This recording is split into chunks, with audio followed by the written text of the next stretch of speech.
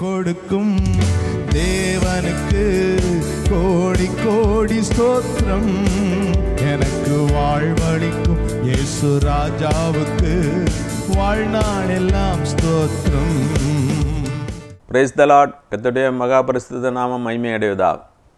இந்த ஜெயத்து நேர நிகழ்ச்சிக்கு உங்கள் அனைவரையும் இயேசு கிறிஸ்துவ நாமத்தினாலே வாழ்த்தி வரவேற்கிறேன். சற்று நேர சிந்தனைக்காக எடுத்துக்கொண்ட வேத பகுதி மார்க் 9 அதிகாரம் 22 முதல் 24 வரை. இவனை கொல்லும்படிக்கு அது அநேக தரம் தீயிலும் தண்ணீரிலும் தள்ளிற்று. நீர் ஏதாகிலும் செய்யக்கூடுமானால் எங்கள் மேல் மனதிறங்கி எங்களுக்கு உதவி செய்ய வேண்டும் என்றார். இயேசு அவனை நோக்கி, நீ விசுவாசிக்க கூடுமானால் ஆகும், விசுவாசிக்கிறவனுக்கு எல்லாம் கூடும் என்றார். உடனே பிள்ளையின் தகப்பன், விசுவாசிக்கிறேன் ஆண்டவரே, என் அவிசுவாசம் நீங்கும்படி உதவி செய்யும் என்று கண்ணீரோடே சத்தமிட்டு சொன்னான். ஜெபிப்போம். அன்பின் இறக்கம் நிறைந்தங்கள் அருமை பிதாவே, ஆசீர்வதிக்கப்பட்ட நல்ல வேலைக்காக உண்மை சோதரிக்கிறோம், துதிக்கிறோம். நீ நல்ல தெய்வமாக இருக்கிறபடியால் உமக்கு சோத்திரம், உதவி செய்கிற தெய்வமாக இருக்கிறபடியால் உண்மை சோதரிக்கிறோம், துதிக்கிறோம். இந்த வார்த்தையை கேட்கிற ஒவ்வொருவரையும் தேவன் தாமை ஆசீர்வதிக்க வேண்டுமா ஜெபிக்கிறோம். ஒவ்வொரு இருதயத்துக்கும் தேவையான வார்த்தையை தேவன் தாமை பரலோகத்திலிருந்து பொழிந்தள்ள வேணுமா ஜெபிக்கிறேன். நீசனாகி அடியனை மறைத்து நீர் வெளிப்படும்படியாக ஜெபிக்கிறேன். எங்களை முற்றிலுமாக தாழ்த்தி உடைய சமூகத்திலே தருகிறோம். சகல துதி கனமைமை எல்லாம் உமக்கே செலுத்துகிறோம். இயேசுவின் மூலம் ஜெபங்கள் அன்பு நிறைந்த பரமபிதாவே, ஆமென். இங்கே அந்த பையனுடைய தகப்பன் தேவனிடத்தில் 2 வேண்டுகோள் வைக்கிறார். 2 உதவி செய்யணும். ஒன்று, அவனுடைய பிரச்சனையிலேருந்து விடுபடுவதற்கு நீங்கள் உதவி செய்யணும். 2வது என்னுடைய அவிசுவாசம் நீங்கும்படி நீங்கள் உதவி செய்யணும் அப்படின்னு 2 ஜெபத்தை தேவனிடத்தில் வைப்பதை பார்க்க முடியும். இயேசு கிறிஸ்துவிடத்திலே அந்த தகப்பன் தன்னுடைய மகனை அழைத்து கொண்டு வருகிறார். அவன் அவனுக்கு பிரச்சனை இருக்குது, சாத்தானுடைய போராட்டம் இருக்குது. அவனை சீச இடத்துல கொண்டு வந்தபோது அவங்களால அந்த பிசாசை விரட்ட முடியலை. அப்படின்னு இருக்கும்போது அந்த இயேசு மலையிலிருந்து இறங்கி வரும்போது பெரிய கூட்டமான ஆட்கள் இருக்கிறாங்க. அப்போ இயேசுவை வேதபாரர்கள் எல்லாம் அந்த சீச இடத்துல அவங்க தர்க்கித்து கொண்டு இருக்கிறாங்க. அவங்க எங்கே போனாலும் தர்க்கம்தான் பண்ணுவாங்க. அது அதிகம் படிக்கிறதுனால உள்ள பிரச்சனை அவங்களுக்கு வந்திருக்கு. இப்போ அந்த இயேசு வந்தோடனே என்ன பிரச்சனை அப்படின்னு கேட்கும்போது அந்த தகப்பன் ஓடி போதகரே, ஊமையான ஒரு ஆவி பிடித்த என் மகனை உம்மிடத்தில் கொண்டு வந்திருக்கிறேன். அவன் ஒரு ஊமையான ஆவி. அப்போ பிசாசு பல விதத்திலே நம்முடைய வாழ்க்கையிலே செயல்பட முடியும். ஒவ்வொரு மனிதனுடைய வாழ்க்கையிலும் சாத்தான் செயல்பட்டு கொண்டு இருக்கிறான். இந்த மகனுடைய வாழ்க்கையில் ஒரு ஊமையான ஆவியை அவனுக்குள்ளே செலுத்தி அவனை பலவிதமான போராட்டத்துக்குள்ளே தள்ளுவதை பார்க்க முடியும்.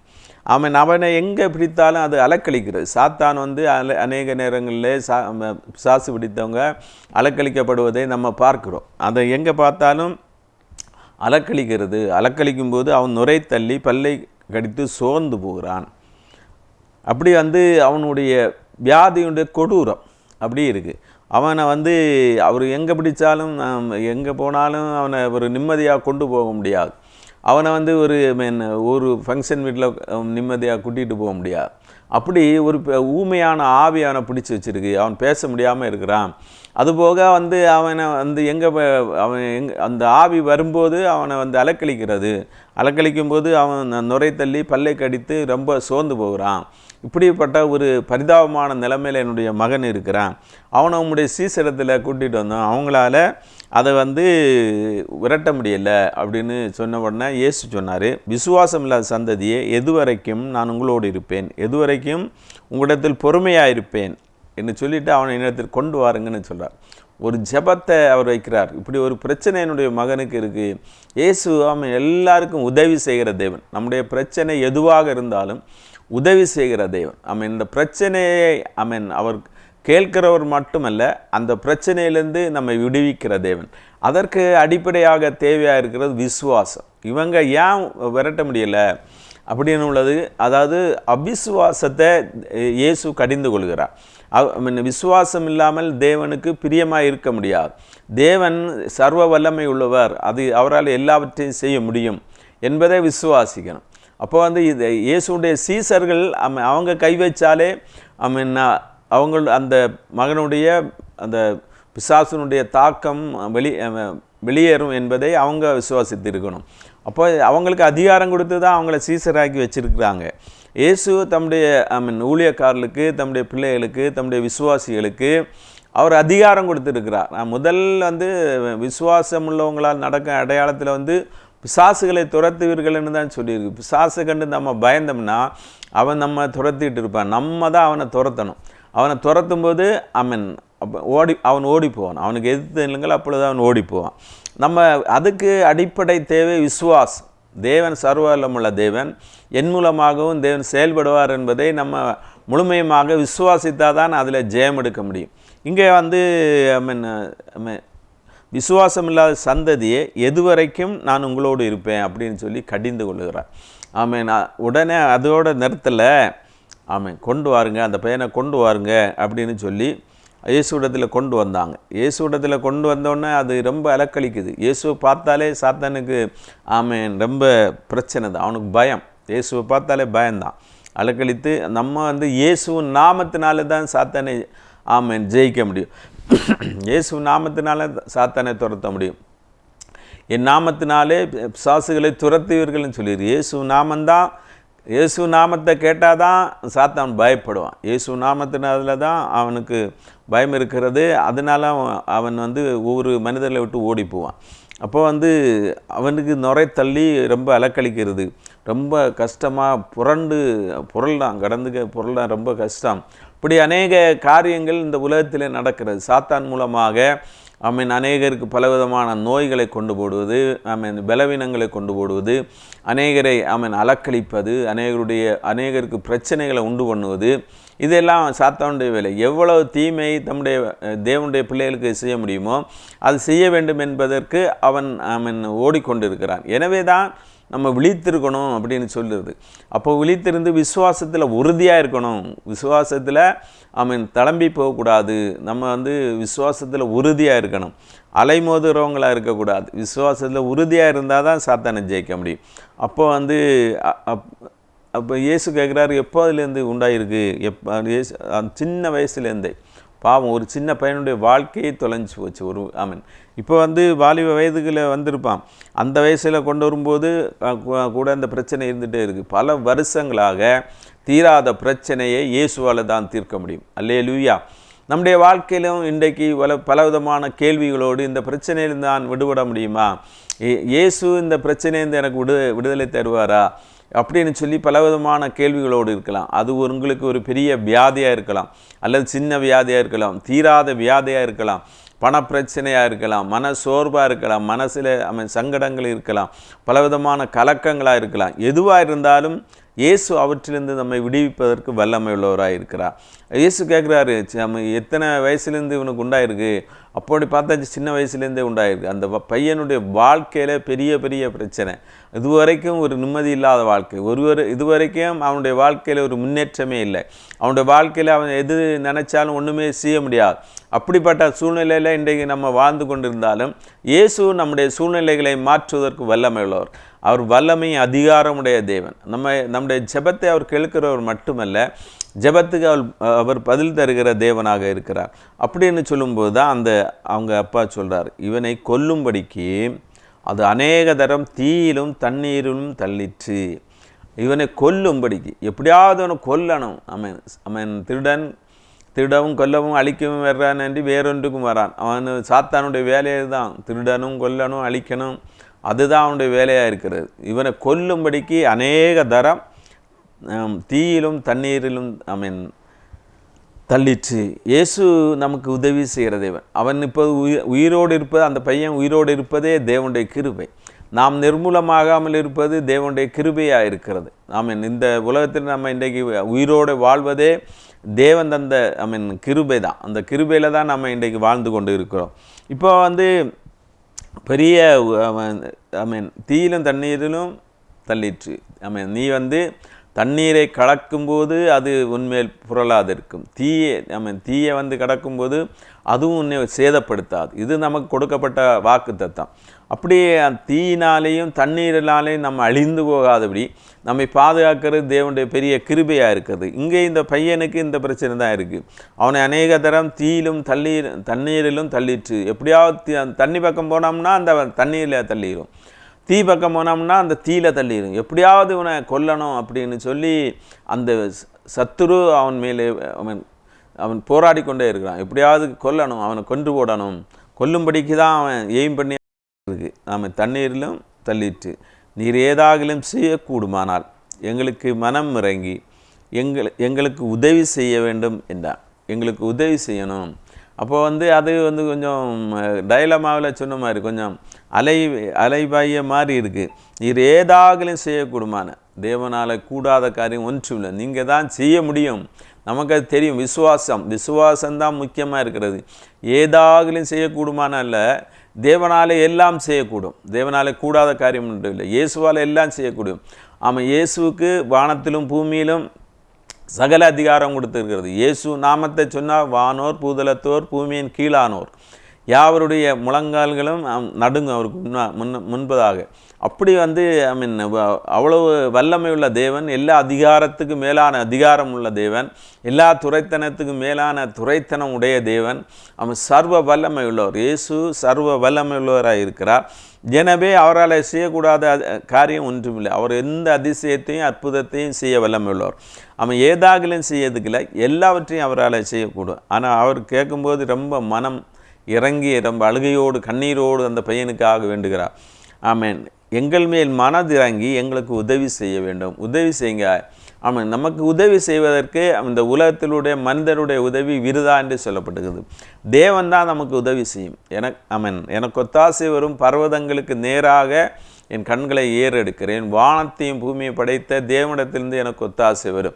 அது சங்கீதக்காரனுடைய பெரிய விசுவாசம். இந்த உலகத்திலிருந்தல்ல, மனிதனுடைய உதவி அல்ல, வானத்தையும் பூமியையும் படைத்த சர்வ வல்லமை உள்ள தேவனிடத்திலிருந்து எனக்கு ஒத்தாசை வரும். இன்றைக்கும் நம்ம விசுவாசிக்க கூடுமானால் எல்லாம் செய்யக்கூடும். அவர் இயேசு சொன்னார், நீ விசுவாசிக்க கூடுமானால் ஆகும், விசுவாசிக்கிறவனுக்கு எல்லாம் கூடும். அப்போ வந்து அங்கே ஒன்றுமே முடியாது, ஒன்றுமே கிடையாது. விசுவாசிக்கிறவனுக்கு எல்லாம் கூடும். நீ விசுவாசிக்கிறியா? விசுவாசிக்க கூடுமானால் எல்லாம் கூடும். அப்போ தான் அந்த தகப்பன் தன்னுடைய அவிசுவாசத்தை உணர்ந்து கொள்கிறார். இந்த உலகத்தை நம்ம ஜெயிப்பதற்கு, சாத்தானை ஜெயிப்பதற்கு, உலகத்தில் உள்ள எல்லாவற்றையும் மேற்கொள்வதற்கு விசுவாசம் மிகவும் அவசியமாக இருக்கிறது. சாத்தானை எய்கிற அக்கினி ஆஸ்திரங்களை நாம் மேற்கொள்ளும்படி விசுவாசம் நமக்கு கொடுக்கப்பட்டிருக்கிறது. எனவே நம்ம விசுவாசத்தில் உறுதியாக இருக்கணும், விசுவாசத்தில் தளர்ந்து போகக்கூடாது. நடக்குமா நடக்காத என்று நினைக்கக்கூடாது. நம்முடைய இருதயத்தில் வந்து சந்தேகப்படாமல் நம்ம விசுவாசித்தாச்சுன்னா அந்த மலையை பெயர்ந்து கடலுக்கு போகணும்னு சொன்னாலும் போய்விடும்.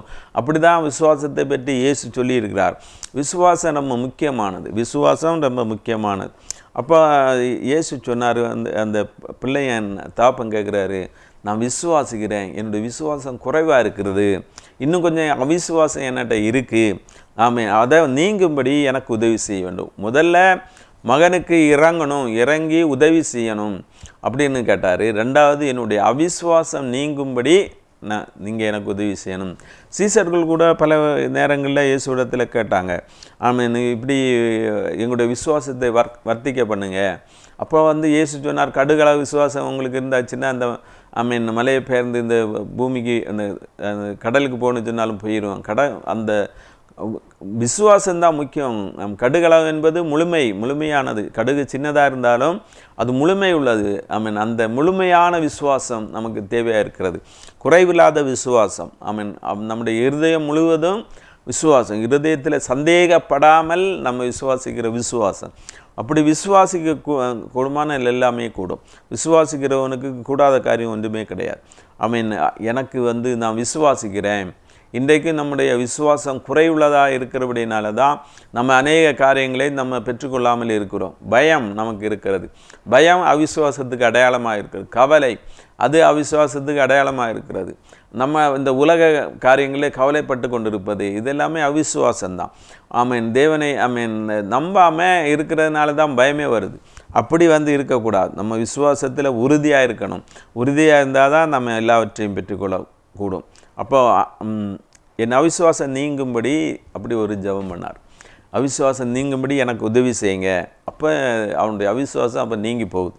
அப்போது நம்ம ஜெபிக்கணும். நம்ம விசுவாசிக்க முடியல அப்படின்னு சொல்லியாச்சுன்னா சாத்தான் ஏதோ ஒரு பயத்தின் ஆவியை நமக்கு கொடுத்துருக்கான்னு அர்த்தம். உடனே நம்ம அதிகமாக ஜெபிக்கணும். அதிலிருந்து விடுதலை பெறணும். நம்ம இயேசுடைய தேவனுடைய பலத்தினால் இடைக்கட்டப்படணும். நமக்கு தேவனுடைய சமூகத்தில் காத்திருக்கும்போது தேவன் அந்த பலத்தை நமக்கு தருகிறவராக இருக்கிறார். அப்படியே விசுவாசிக்க கூடுமான எல்லாம் கூடுன்னு சொன்னார். அப்போ கண்ணீரோடு ஜெபம் பண்ணதா 24ஆம் வசனம். அந்த பிள்ளையின் தகப்பன், விசுவாசிக்கிறேன் ஆண்டவரே, என் அவிசுவாசம் நீங்கும்படி உதவி செய்யும் என்று கண்ணீரோடு சத்தமிட்டு சொன்னான். நம்முடைய விண்ணப்பம் கண்ணீரோடு தேவனுடைய சமூகத்தில் ஏறெடுக்கப்படும்னா அது போல் பெரிய ஜெபம் ஒன்றுமே கிடையாது. தேவன் அந்த கண்ணீருக்கு பதில் தராமல் அந்த இடத்த விட்டு போகவே மாட்டார். அப்படி கண்ணீரோடு ஜெபிக்கிற ஜெபத்தை தேவன் ஒரு நாளும் கைவிடவே மாட்டார். உடனே இயேசு சொன்னார், ஊமையும் செவிடுமான ஆவியை இவனை விட்டு புறப்பட்டு போ, இனி இவனுக்குள் புகாதே என்று நான் உனக்கு கட்டளை இடுகிறேன். இயேசு என்ன கட்டளை இடுகிறாரோ அது அப்படியே நடக்கும். இயேசுவை விசுவாசிக்கிறவர்களாலும் இப்படிப்பட்ட அடையாளங்கள் நடக்கும். அதுதான் வேதத்தில் சொல்லப்பட்டிருக்கிறது. அவனுக்கு ஊமை செவிடு, காது கேட்காது, வாய் பேசாது. அது ஒரு ஆவியினுடைய செயலாக இருந்தபடினாலே அந்த ஆவியை இயேசு கடிந்து கொண்டு இவனை விட்டு புறப்பட்டு போ, இனி இவனுக்குள் புகாது அப்படின்னு சொன்னோன்னே புறப்பட்டு போச்சு. அவ்வளோதான். மிகவும் சத்தமிட்டு அலங்கடிச்சு போயிட்டு அப்படி அவனை காப்பாற்றி விட்டார். இயேசு இரக்கமுள்ள தேவன். அவர் நம்ம இடத்துல எதுக்காக வந்தாலும் அவர் நம்ம கைவிடவே மாட்டார். நமக்கு இந்த இதையெல்லாம் சொல்லிட்டு சீசர்கள் தனியாக இருக்கும்போது கேட்குறாங்க, எதனால் இந்த பிசாசு எங்களால் விரட்ட முடியல அப்படின்னு கேட்கும்போது மத்தேயுவில் சொல்லப்பட்டிருக்குது. அது மத்தேயு 17ஆம் அதிகாரத்தில் 20ஆம் வசனம் அங்கே சொல்லப்பட்டிருக்குது. உங்கள் அவிசுவாசத்தினால தான் இது செய்ய முடியலை அப்படின்னு சொல்லி மத்தேயு 17ஆம் அதிகாரத்தில் எழுதப்பட்டிருக்கிறது. மார்க்கு 9ஆம் அதிகாரத்தில், லூக்கா 9ஆம் அதிகாரத்தில் எல்லாம் அந்த சம்பவம் எழுதப்பட்டிருக்கிறது. அப்போ அந்த நீங்கள் சந்தேகப்பட்டதுனால விசுவாசிக்கிறதுனால தான் முடியல. முதல்ல நம்ம தேவனுக்கு என்று செயல்படும் போது நல்ல விசுவாசம் இருக்கணும். தேவன் எல்லாவற்றையும் செய்ய வல்லமையுள்ளவர். நம்மை கொண்டு பெரிய காரியங்களை அவரால் செய்ய முடியும். இந்த உலகத்தில் செய்ய முடியாத காரியங்களெல்லாம் அவர் நமக்கு செய்வார் அப்படின்னு உள்ள நல்ல விசுவாசம் இருக்கும். பூர்ணமான விசுவாசம் இருக்கணும். அடுத்து ஒரு காரியத்தை சொன்னார். மார்க்கு 9:29. அதற்கு அவர், இவ்வேக பிசாசு ஜெபத்தினாலும் உபவாசத்தினாலுமே அன்றி வேறு எவ்விதத்திலும் புறப்பட்டு போகாது என்றார். முதல்ல விசுவாசம் இருக்கணும். விசுவாசம், நல்ல விசுவாசம் இருக்கணும். ஜெபிக்கும்போது நல்ல விசுவாசம் இருக்கணும். இந்த வகை பிசாசு ஜெபத்தினாலும் உபவாசத்தினாலும் அன்றி வேறு விதத்திலும் புறப்பட்டு போகாது அப்படின்னு சொன்னார். அப்படி நம்ம எப்படி இந்த தேவனை நம்பணும், நம்பி விசுவாசிக்கணும். அப்போ விசுவாசிக்கும்போது தான் தேவனுடைய மகிமையை பார்க்க முடியும், தேவனுடைய வல்லமையை பெற முடியும். அப்போ நல்ல விசுவாசம் நமக்கு தேவையாக இருக்கிறது. எல்லா விதமான விசுவாசத்தினால தான் நம்ம ஜெயிக்க முடியும். விசுவாசம். அடுத்து ஜெபம், உபவாசம். சில பிசாசுகள் ஜெபத்தினாலும் உபவாசத்தினாலும் தான் போகும். நமக்கு விரோதமாக போர் செய்கிற சாத்தானுடைய கிரியைகளை நம்ம வெல்லுவதற்கு நம்ம செய்ய வேண்டியது, சாத்தானை ஜெயிப்பதற்கு செய்ய வேண்டியது ஜெபம் முக்கியமாக இருக்கிறது. ஜெபம் இடைவிடாமல் ஜெபம் பண்ணுங்க. ஒவ்வொரு நாளும் ஜெபத்துக்கு நம்ம குறிப்பிட்ட நேரத்தை வச்சு நம்ம ஜெபிப்பது மிகவும் அவசியமாக இருக்கிறது. எனவே ஜெபம் மிக முக்கியமான ஒன்றாக இருக்கிறது என்று. அப்போ அடுத்து உபவாசத்தை ஜெபிக்கணும். ஜெபம் பண்ணது மட்டுமல்ல, சில பிசாசுகளை துரத்துவதற்கு நம்ம உபவாசித்து ஜெபிப்பதும் மிகவும் அவசியமாக இருக்கிறது. அப்போ வந்து இயேசு மார்க்கு 12ஆம் அதிகாரத்தில் சொல்லப்பட்டிருக்கிறது 23-24. எவனாகிலும் இந்த மலையை பார்த்து நீ பெயர்ந்து சமுத்திரத்திலே தள்ளுண்டு போ என்று சொல்லி தன் சொன்னபடியே நடக்கும் என்று தன் இருதயத்திலே சந்தேகப்படாமல் விசுவாசித்தால் அவன் சொன்னபடியே ஆகும் என்று மெய்யாகவே உங்களுக்கு சொல்கிறேன். மலையை பார்த்து, மலை வேண்டாம், நமக்கு மலையை ஒன்றும் பெயர்த்துதல்லாண்டாம், நம்முடைய பிரச்சனை மலை போன்ற பிரச்சனையாக இருந்தாலும் அந்த பிரச்சனையிலிருந்து நமக்கு விடுதலை பெறுவதற்கு இருதயத்திலே சந்தேகப்படாமல் தான் சொன்னபடி நடக்குன்னு நம்பியாச்சுன்னா அப்படியே நடக்கும். அடுத்து சொல்கிறாரு, ஆதலால் நீங்கள் ஜெபம் பண்ணும்போது எவைகளை கேட்டுக்கொள்வீர்களோ அவைகளை பெற்றுக்கொள்வோம் என்று விசுவாசியுங்கள், அப்பொழுது அவை உங்களுக்கு உண்டாயிருக்கும். அடுத்து சொல்கிறாரு, அந்த மார்க்கு 23-25 வரைக்கும் நமக்கு ரொம்ப முக்கியமாக இருக்குது. நீங்கள் நின்று ஜெபம் பண்ணும்போது ஒருவன் பேரில் உங்களுக்கு யாதொரு குறை உண்டாயிருக்குமானால் பரலோகத்தில் இருக்கிற உங்கள் பிதா உங்கள் தப்பிதங்களை அவர்களுக்கு மன்னிக்கிறது போல தப்பிதங்களை உங்களுக்கு மன்னிக்கும்படி அவன் அந்த குறை அவனுக்கு மன்னியுங்கள். அப்போ நீங்கள் மன்னிச்சாதான் உங்களுக்கு விடுதலை கிடைக்கும். மற்றவங்களை மேலே கசப்பு, மன்னிக்க முடியாத தன்மை, அது எல்லாமே இருக்கக்கூடாது. அவங்க நம்மளை வந்து எப்படி கேவலமாக நடத்தினாலும் அவங்கள மன்னிச்சிடணும். மன்னிக்க வேண்டியது மிகவும் அவசியம். மன்னிக்காமல் இருந்தாச்சுன்னா ஒன்றுமே நடக்காது. மன்னிக்கிறது தான் மிகவும் முக்கியம். இயேசு மன்னிக்கிறதை பற்றி உங்கள் சத்துருக்களை கூட மன்னிங்க அப்படின்னார். சத்துருக்களை சிநேகிங்கள்னு சொன்னார். மன்னிக்கிறது மட்டுமில்லை, அவங்கள சிநேகிக்கணும். ஆமீன், அவங்களையும் சிநேகிக்கணும். அப்படி இருக்கும்போது தான் ஆமீன் தேவன் நமக்கு கிரியை செய்ய முடியும். அதாவது விசுவாசம் வேணும், ஜெபம் வேணும், அடுத்து குறைகளை மன்னிக்கிறது, மற்றவங்களுடைய குறைகளை மன்னிக்கணும். அப்படி இருக்கும்போது நம்முடைய ஜெபத்துக்கு பதில் உண்டு. நம்ம என்ன பிரச்சனை இருந்தாலும் அந்த பிரச்சனையிலிருந்து தேவன் நம்மை விடுவிப்பதற்கு வல்லமை உள்ளவராக இருக்கிறார். நம்ம வந்து ஆமீன் பயப்படக்கூடிய சம்பவங்கள் நம்முடைய வாழ்க்கையில் நடக்கலாம். பலவிதமான போராட்டங்கள் நடக்கலாம். தப்பவே முடியாது, இனி தப்பவே முடியாது, ஆமீன் அப்படி உள்ள பிரச்சனைகள் நம்முடைய வாழ்க்கையில் நடந்தாலும் நம்ம இயேசுவிடத்தில் விசுவாசம் உள்ளவளாக வரும்போது ஜெபிக்கிறவளாக உபாசிக்கிறவளாக மற்றவருடைய குறைகளை மன்னிக்கிறவளாக வரும்போது அதிலிருந்து விடுதலை கிடைக்கும். அப்படி ஒரு விடுதலை கிடைத்த ஒரு சம்பவம் 2 நாளாகமம் 20ஆம் அதிகாரம் 20ஆம் வசனம். அவர்கள் அதிகாலமே எழுந்திருந்து தெக்கோவாவின் வனாந்தரத்துக்கு போக புறப்பட்டார்கள். புறப்படுகையில் யோசபாத் நின்று, யூதாவே எருசலேமின் குடிகளை கேளுங்கள், உங்கள் தேவனாகிய கர்த்தரை நம்புங்கள், அப்பொழுது நிலைப்படுவீர்கள், அவருடைய தீர்க்கதரிசிகளை நம்புங்கள், அப்பொழுது சித்தி பெறுவீர்கள். இங்கே ஒரு சம்பவம் எழுதப்பட்டிருக்கிறது. ஆமீன், இந்த இஸ்ரவேலர்களுக்கு எதிராக மோபா புத்திரரும் அம்மோன் புத்திரரும் அம்மோனியரும் அந்த புறத்தில் உள்ள எல்லாருமே கூடி வந்துட்டான். 4 புறத்தில் வந்து சத்ரு போராடி கொண்டு இருக்கிறான். அப்போ யோசபாத் பார்க்குறாரு, இவங்களை எல்லாம் ஆமீன் ஜெயிப்பதற்கு எனக்கு பலன் இல்லை. உடனே தேவனுடைய பாதத்தில் விடுறார். அவர் வந்து உபவாசத்தை ஆமீன், அதாவது ஆச்சரியமாக இருக்கும். யுத்தம் நடக்குது, யுத்தத்தில் வெற்றி பெறுவதற்கு அவர் உபவாசத்தை நியமிக்கிறார். அவன் உபவாசத்துக்கு சொன்னோன்னே எல்லாரும் உபவாசம் பண்ணி ஜெபம் பண்ணுறாங்க. பெரிய பயந்து அப்போ வந்து அந்த 2 நாளாகவே 20. அப்பொழுது யோசபாத் பயந்து கர்த்தரை தேடுறதுக்கு ஒருமுகப்பட்டு யூதாவெங்கும் உபவாசத்தை கூறிவிட்டான். யூதாவில் முழுவதும் உபவாசத்தை கூறியாச்சு. ஆமீன், போர் நடக்கு. அப்போ வந்து உபவாசத்தினால தான் நம்ம ஜெயிக்க முடியும். நமக்கு பலன் இல்லை, நிறைய ஆட்கள் வந்திருக்காங்க, எல்லாம் ஏராளமான ஜனங்களாக இருக்கிறாங்க அப்படின்னு உபவாசம் பண்ணி ஜெபம் பண்ணுறாங்க. தீர்க்கதரிசியின் மூலமாக வார்த்தை வெளிப்படுகிறது. யூதாவுக்கு விரோதமாக எழும்பினவர்கள் எல்லாம் வந்து ஆமீன் அழிந்து போவாங்க, நீங்கள் தான் ஜெயிப்பீங்க அப்படின்னு சொல்லி தீர்க்கதரிசனத்தில் வார்த்தை ஆமீன் வெளிப்படுகிறது.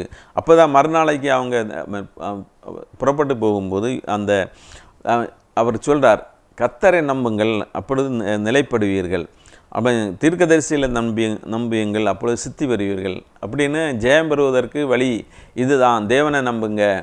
அப்படி வந்து எதிரி வந்து சூழ்ந்திருக்கிறார். நம்முடைய பிரச்சனை இப்போ பெரிய பிரச்சனையாக இருக்கலாம். என்ன பிரச்சனையாக இருந்தாலும் தேவனுடைய சமூகத்தில் வரும்போது உபவாசத்தோடு அழுகையோடு தேவனத்தில் ஒருமனதோடு ஒருமுகப்பட்டு நம்ம ஜெபிக்கும்போது அவர் நம்முடைய பிரச்சனை இந்த விடுதலை தருகிறவராக இருக்கிறார். நம்ம இந்த என்ன சூழ்நிலையிலிருந்து இந்த செய்தியை நீங்கள் கேட்டுக்கொண்டிருந்தாலும் தேவனும் அந்த பிரச்சனையிலிருந்து விடுவிப்பதற்கு தேவன் வல்லமுள்ளவராக இருக்கிறார். யோசபாத்துடைய அந்த ஜெபத்தை கேட்டு ஆமீன் அந்த வந்தவங்களே ஒருவருக்குள்ள ஒருவர் அடித்து அவங்க எல்லாருமே மாண்டு போனாங்க. ஒருவர் கூட மீந்திருக்கலை. இவங்க வந்து யுத்தம் செய்ய வேண்டிய தேவையே வரல. நம்ம முழங்காலில் யுத்தம் செய்வோம்னா சாத்தான் நம்மளை கண்டு பயந்து ஓடுவான். ஆமீன். நம்ம வந்து அவன் நம்ம ஒரு நாள் நம்ம அடிமைப்படுத்த முடியாது, ஒரு நாள் நம்ம மேற்கொள்ள முடியாது. சாத்தானுடைய எல்லா சதிகளையும் இயேசு சிலுவையிலே சுமந்து தீர்த்தபடினாலே ஆமீன் அவர் நமக்கு ஜெயம் தருகிறவராக இருக்கார். எனவே நம்ம பயப்பட வேண்டாம். அந்த பயப்பட்ட போது உதவி செய்கிற தேவனை நோக்கி யோசபாத்து வேண்டுதல் செய்தபோது தேவன் அவருக்கு உதவி செய்ததை நம்ம அறிந்து கொள்கிறோம். எனவே நம்ம ஒரு பயப்படாமல் தேவனுடைய சமூகத்தில் வரும்போது தேவன் நமக்கு என்ன விதமான பிரச்சனையாக இருந்தால் அந்த பிரச்சனையிலிருந்து விடுதலை தருகிறவராக இருக்கிறார்.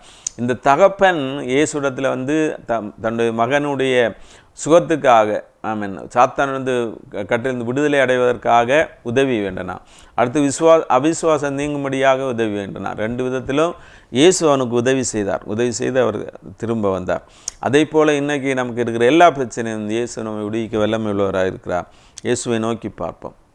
உதவி செய்கிறார், பலன் தருகிறார். உதவி செய்கிறார், பலன் தருகிறார். ஒவ்வொரு நாளும் கூட வருகிறார், ஒவ்வொரு நாளும் கூட வருகிறார். பயப்பட மாட்டேன், நான் பயப்பட மாட்டேன், பயப்பட மாட்டேன், நான் பயப்பட மாட்டேன்.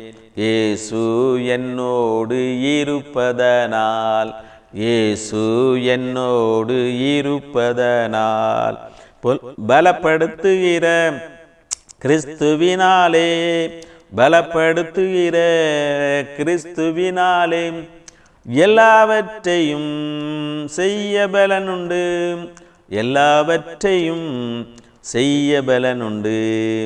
பயப்பட மாட்டேன், நான் பயப்பட மாட்டேன், பயப்பட மாட்டேன், நான் பயப்பட மாட்டேன். இயேசு என்னோடு இருப்பதனால், இயேசு என்னோடு இருப்பதனால். காற்று வீசட்டும், கடல் பொங்கட்டும், காற்று வீசட்டும், கடல் பொங்கட்டும். எனது நங்கூரம் இயேசு இருக்கிறார், எனது நங்கூரம் இயேசு இருக்கிறார். பயப்பட மாட்டேன், நான் பயப்பட மாட்டேன், பயப்பட மாட்டேன், நான் பயப்பட மாட்டேன். இயேசு என்னோடு இருப்பதனால், இயேசு என்னோடு இருப்பதனால். ஜெபிப்போம். அன்பின் கிருபையும் இரக்கம் நிறைந்த எங்கள் அருமை பிதாவே, ஆசீர்வதிக்கப்பட்ட நல்ல வேலைக்காக சோத்தரிக்கிறோம், துதிக்கிறோம். இந்த நல்ல நேரத்துக்காக சோத்தரிக்கிறோம். கர்த்தாவே, உம்முடைய பாதத்தில் வந்து உம்முடைய வார்த்தைகளை தியானிக்க எங்களுக்கு தந்த கிருபைகளுக்காக சோத்திரம். எங்களுடைய விசுவாசம் குறைவுள்ளது கர்த்தாவே, நீங்கள் தாமே எங்களுடைய விசுவாசத்தை வர்த்திக்க பண்ண வேணுமா ஜெபிக்கிறோம். விசுவாசத்தில் உறுதியாக இருப்பதற்கு நீங்கள் தாமே உதவி செய்ய வேணுமா ஜெபிக்கிறோம். கர்த்தாவே, இப்போதும் பலவிதமான போராட்டங்களோடு இருக்கிறவருடைய எல்லா போராட்டங்களும் தேவன் தாம் நீக்கி போட வேணுமா ஜெபிக்கிறோம். வியாதியோடு இருக்கிறவர்களுக்கு விடுதலை கொடுக்க வேணுமா ஜெபிக்கிறோம். ஆபத்தினாலே பாதிக்கப்பட்டு ஆஸ்பத்திரியில் இருக்கிறவர்களுக்காக ஜெபிக்கிறோம். அவர்களை தேவன் தாமே விடுதலையாக்க வேணுமா ஜெபிக்கிறோம். கர்த்தா, அவர்களுக்காக வருத்தத்தோடு பாரத்தோடு இருக்கிறவருடைய பாரங்களை நீக்கி போடணுமா ஜெபிக்கிறோம். அவருடைய ஜெபத்தை கேட்டு தேவன் தாம் விடுதலை அளிக்க வேணுமா ஜெபிக்கிறோம். கர்த்தா, இப்போதே அவருடைய வல்லமை கடந்து சென்று ஆஸ்பத்திரியில் பலவிதமான போராட்டங்களோடு இருக்கிறவர்களை விடுதலையாக்க வேணுமா ஜெபிக்கிறோம். சாத்தானுடைய கட்டிலிருந்து நம்ம ஒவ்வொருவரையும் விடுதலையாக்கணுமா ஜெபிக்கிறோம். பாவ கட்டிலிருந்து ஒவ்வொருவரையும் விடுதலையாக்கணுமா ஜெபிக்கிறோம். ஒவ்வொருவரும் மக்கள் ஜீவிக்க பலம் தர வேணுமா ஜெபிக்கிறோம். விதவைகளையும் திக்கெட்ட பிள்ளைகளையும் ஆதரிக்க வேணுமா ஜெபிக்கிறோம். இப்போது என்னென்ன பாரத்தோடு என்னென்ன காரியங்களுக்காக ஜெபிக்கிறார்களோ எல்லாவற்றையும் தேவன் தாம் நிறைவேற்ற வேணுமா ஜெபிக்கிறோம். எங்களை ஒன்றும் லேகத்தா எங்களை தாழ்த்தி உடைய சமூகத்தில் தருகிறோம். சகல துதிக நம்ம எல்லாமுக்கு செலுத்துகிறோம். இயேசுவின் மூலம் ஜெபங்கள் அன்பு இந்த பரமபிதா. ஆமென். ஜெயம் கொடுக்கும் தேவனுக்கு கோடி கோடி ஸ்தோத்திரம். வாழ்வழிக்கும் இயேசு ராஜாவுக்கு வாழ்நாளெல்லாம் ஸ்தோத்திரம். ஜெயம் கொடுக்கும் தேவனுக்கு கோடி கோடி ஸ்தோத்திரம்.